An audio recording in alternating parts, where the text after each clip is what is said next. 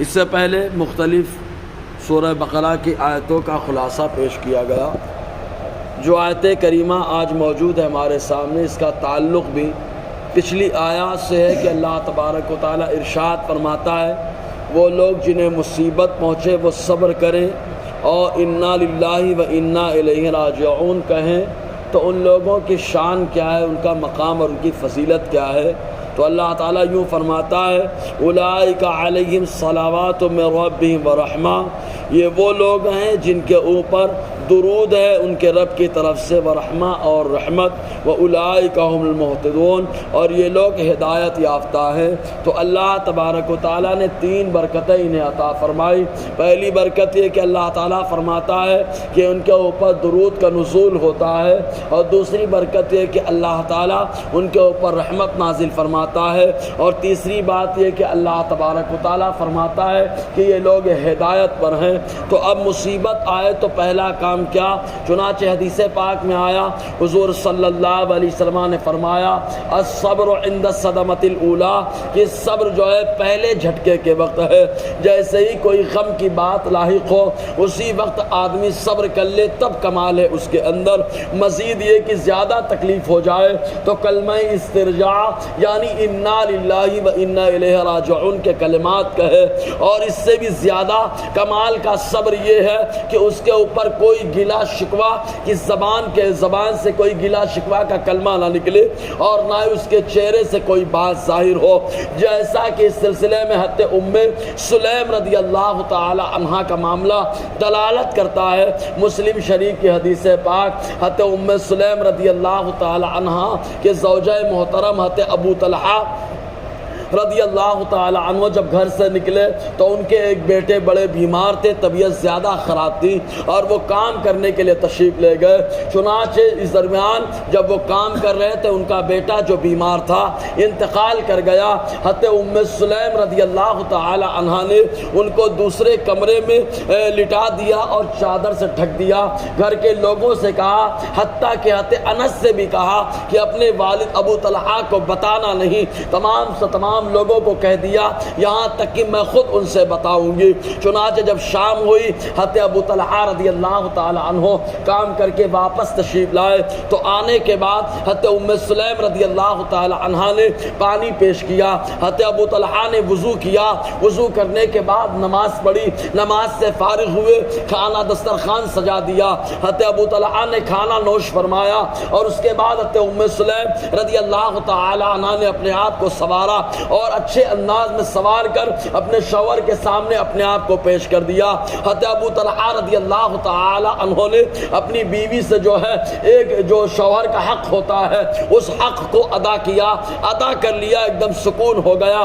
تب حضرت ام سلیم جن کے لیے اللہ تبارک و تعالیٰ نے معراج کی رات حضور صلی اللہ علیہ وسلم کے ذریعے سے ایک جنتی محل کی بشارت عطا فرمائی، حضرت ام سلیم رضی اللہ تعالی عنہ کہتی ہے اپنے شوہر سے، اے میرے سرتاج، آپ کے بیٹے کا انتقال ہو چکا ہے، اور اس کا انتقال آپ کے جانے کے فوراً بعد ہی ہو گیا، لیکن میں نے ایسا کیا تاکہ آپ کو تکلیف نہ ہو تو میں نے صبر مکمل کیا۔ حضرت ابو طلحہ ناراض ہوئے اور اس کے بعد حضور کو پیغام بھیجا۔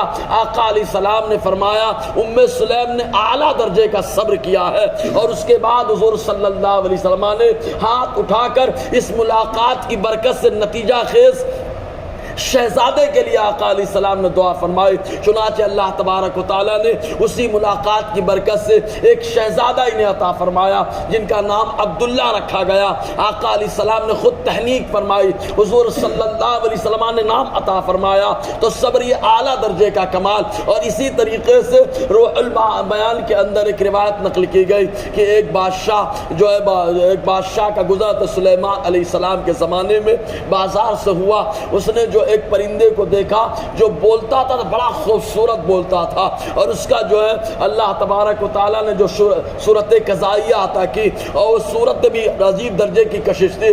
چنانچہ اس آدمی نے جو ہے وہ اس پرندے کو خرید لیا اور ڈھیر و دام قیمت دے کر کے گھر آیا اور پنجرے میں رکھ دیا۔ وہ پرندہ بولتا تو یہ مگن ہو جاتا، خوش ہو جاتا، کیا آواز ہے اس کی، کتنی پیاری آواز سے یہ پرندہ بول رہا ہے۔